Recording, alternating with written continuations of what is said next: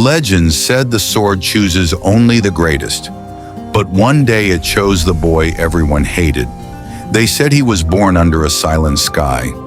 In the Kingdom of Arashi, where storm clouds were a sign of divine favor, a child's first cry was expected to summon a gust of wind, a patter of rain, a whisper from the storm gods.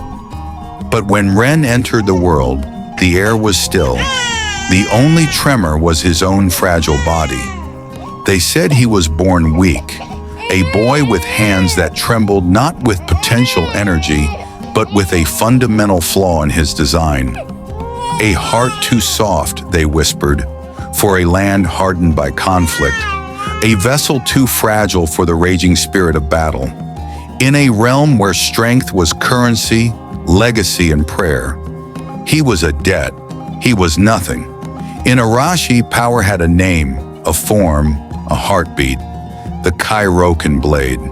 It rested not in a vault, but in the heart of the Stormstone Shrine, embedded in an altar of living lightning. It was not merely a weapon, it was a verdict, a divine arbiter. Forged in the first cataclysm by the hands of the storm god himself, the blade was said to contain a sliver of the world's primordial will. It did not serve. It chose.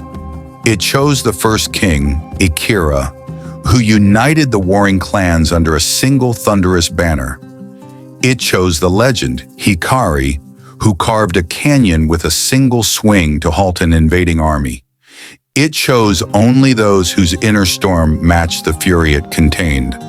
And like a celestial clock, every 100 years, the shrine would pulse with azure light. The ground would hum, the blade would awaken from its slumber and seek. Its choosing was the kingdom's most sacred, most terrifying day. On the day of the ceremony of seeking, no one looked at Ren. He was a smudge on the edge of the grand procession, wearing borrowed robes that swallowed his slight frame. The air crackled with ozone and anticipation. The great and mighty of Arashi lined the path of proof. Generals whose gaze could shatter stone, samurai whose stillness was more imposing than motion, nobles whose bloodlines were songs of conquest. Ren's father, a minor lord whose greatest achievement was fading into the background, placed a heavy hand on his shoulder. "Just stand," he murmured, his voice thick with a pity that stung worse than mockery. "And do not tremble." But Ren's hands were already shaking. The awakening was not a sound, but a pressure, a deep, subsonic thrum that vibrated in the teeth and the bones. Then light, a brilliant, blinding spear of blue that shot from the shrine's apex, splitting the sky. The Kairoken blade tore free from its stone cradle. It hung in the air, spinning slowly, casting jagged shadows, a living thing tasting the wind. It began its journey down the path. It paused before General Kuro, a mountain of a man who had broken siege lines with his bare hands. The crowd held its breath. The blade hovered and then moved on. A collective sigh, part relief, part disappointment. It lingered at Lady Shaimei, a strategist who could win wars without drawing her dagger. It circled her once, a curious falcon, then darted away. Hope, anxiety, and raw ambition swirled in the plaza. The blade tested them all, finding them sufficient but not destined. Then, the impossible. The blade's path, a regal progression down the line of the worthy, stuttered. It seemed to shiver. In a streak of cobalt light, it deviated. It shot across the plaza, over the heads of stunned nobles, past the bewildered elite guard, a comet on a new, inexplicable course. It stopped, not in front of a lord, not before a warrior. It hung point downward, humming a low, resonant note, directly before Ren. The silence that followed was absolute, profound, and deafening. Ren's world shrank to a pinpoint of terror. His blood roared in his ears, louder than any crowd. He took a step back, his heel scraping on stone. "No," he breathed, the word lost in the vast quiet. This is wrong. A mistake. Please." The blade drifted forward an inch, its light reflected in his wide, terrified eyes. In that polished surface, he did not see a chosen hero. He saw a pale boy, drowning in cloth, his own fear staring back. The sword hovered, patient, an unspoken question hanging between them. Trembling, tears of shame and confusion blurring his vision, Ren reached out. Not in courage, but in a desperate hope to end this terrible error. His fingers, thin and scarred from dropped training swords, closed around the bound leather of the hilt. Connection. It was not a transfer of power. It was an invasion of scale. The kingdom did not just shake, it sighed. A shock wave of pure force rippled outwards, not shattering stone, but vibrating through it, making the very essence of Arashi ring like a gong. Storm clouds boiled into existence from a clear sky. A wind, not from the east or west, but from beneath, roared up through the streets, whipping robes and banners. The blade in his hand was no longer metal. It was a heart, beating with the rhythm of a world's fury. It was ancient, endless, and terrifyingly alive. And he was a single, fragile reed in the hurricane. The plaza erupted not in cheers, but in chaos. "A farce!" bellowed General Kuro, his face purple with rage. "The gods mock us," wailed a priest. "The weakling has tricked it." "It's an illusion. Seize the blade from him." The shouts were physical blows. Ren hunched his shoulders, trying to disappear. He believed every word. The glorious power in his hand only magnified his own profound smallness. He was a gnat holding a star, and its light was burning him. That night, in the cold solitude of his tiny chamber, the blade lay on a simple cloth. It still glowed, a soft pulse like a sleeping breath. The celebrations in the main hall were a distant, mocking rumble. Honors, titles, a new destiny were being forged for him in the feasting hall below. Ren packed a worn travel sack, a water skin, dried rations, rough-spun training clothes. He looked at the divine weapon, the source of his newfound unwanted glory. His reflection in its surface was still frail, but his eyes held a new, desperate resolve. He wrapped the Kairoken Blade in coarse, undyed linen, bearing its light. He slung the bundle on his back. It was lighter than his shame. He slipped out into the moonless night, leaving the kingdom, its noise, and its expectations behind. He took only the one thing they had all given him, a crushing burden of proof. His declaration, sent by a single stoic messenger a week later, was a slap to the entire realm. "I refuse the blade's power. I will meet my destiny with my own two hands, or not at all." The kingdom called him a fool, a blasphemer, an ungrateful child. His training ground was not a polished dojo, but the indifferent brutality of the wild. He found a lonely valley, cursed by winds that howled like dying beasts. His first tools were the things others had discarded.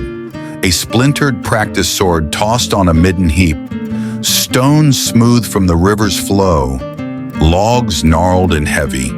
The first day he attempted a simple overhead strike with the splintered wood. His muscles, untrained and thin, failed him. The sword tumbled from his grasp, and he collapsed to his knees, retching from the strain. The second day he fell while trying to run up a scree slope. Rocks tore his skin. The third day he fainted from exhaustion under the midday sun, his water skin only half empty, because he'd forgotten to drink. He bled. He bruised. His body became a map of failures. But every dawn before the birds began their songs, he rose. The question was no longer, can I? It became, will I get up today? And the answer, whispered into the dirt, was always yes. He stopped counting days. Seasons became his measure. In the autumn, he learned to fall without breaking. In the winter's bite, he learned that cold was a distraction his mind could override. In the spring mud, he learned balance was not stillness, but controlled recovery. In the summer furnace, he learned that endurance was a slow, mental burn. He climbed the northern peak not to conquer it, but because it was there, and it was hard. His legs screamed, then numbed, then carried him on will alone. He practiced a single vertical cut 10,000 times. The blisters on his palms burst, calloused, and burst again, until his grip was as tough as oak. He stood under a waterfall so cold it stole his breath. Not to punish his body, but to teach his mind that panic was a choice. He learned to breathe through the shock, to find a center of calm within the storm of sensation. He studied the wind to understand timing. He watched predators to understand economy of motion. He fought shadows, then saplings, then his own deepening loneliness. And in the quiet moments by his meager fire, the cloth-wrapped bundle would glow. Not in great surges, but in gentle, sympathetic flares. When he pushed himself past what he thought was his limit, a soft blue light would seep through the linen. When he finally mastered a movement that had eluded him for months, the bundle would hum, a warm, approving vibration against his back. It was no longer judging him unworthy, it was witnessing, a silent partner in his grueling pilgrimage. One night, clear and cold, the whisper came again, not in his ear, but in the center of his being. You mistake the test. I did not choose you for what you were. I chose you for what you would force yourself to become. See, you are already beginning. Years bled away, measured in calluses, in scars that told stories of perseverance, in the quiet confidence that replaced the noise of fear. Ren did not become a giant of muscle. He became something else. Density, a lean, coiled resilience. His strength was not in his bulk, but in the unbreakable chain linking his intention to his action. He was not the fastest, but he was always precisely on time. Not the loudest, but his silence held the weight of earned certainty. The Kairoken Blade, unseen for years, drank the light of the burning city. It did not just glow, it ignited. A pillar of pure blue lightning erupted from the steel, connecting earth to the churning heavens. The ground didn't tremble, it sang. A deep, resonant note that silenced the cacophony of battle. The sword's roar was the voice of the storm god, finally fully awakened, not by a king, but by a disciple who had endured his own tempest. Ren faced the approaching horde, a sea of corrupted flesh and dark magic. He felt no fear. The shaking in his hands had long since been transformed into a controlled, ready vibration. The weakness in his heart had been forged into compassion, not for the enemy, but for the home he would protect. He was not the boy chosen by a sword. He was the man who had answered the sword's challenge. He raised the blade, and the sky answered with a web of lightning. In a voice that carried not with volume, but with absolute clarity, he spoke his truth to the advancing darkness.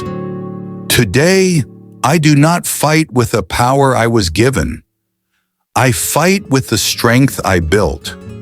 Come and see what a man who refused godhood can actually do. The legend of that battle is sung in every corner of Arashi. They speak of the storm that walked like a man, of lightning that obeyed a thought, of a single perfect cut that split not just an army, but the very curse that powered it. But the truest lesson, the one elders now tell wide-eyed children, is not about that day. It is about the 1,000 days that came before. The kingdom finally understood. The Kairoken Blade had never been wrong. They were wrong to see worth only in the finished statue, and blind to the brutal, sacred work of the sculptor. For the greatest strength in any world is not that which is found, or gifted, or born. It is that which is forged in the silent, stubborn fires of the human spirit, by those who were told again and again that they had no right to light a flame at all. And Ren? He became the standard by which all legends are measured. Not because a god's weapon chose him, but because when it did, he had the courage, the sheer, defiant audacity to choose himself, first and last, and become worthy of them both.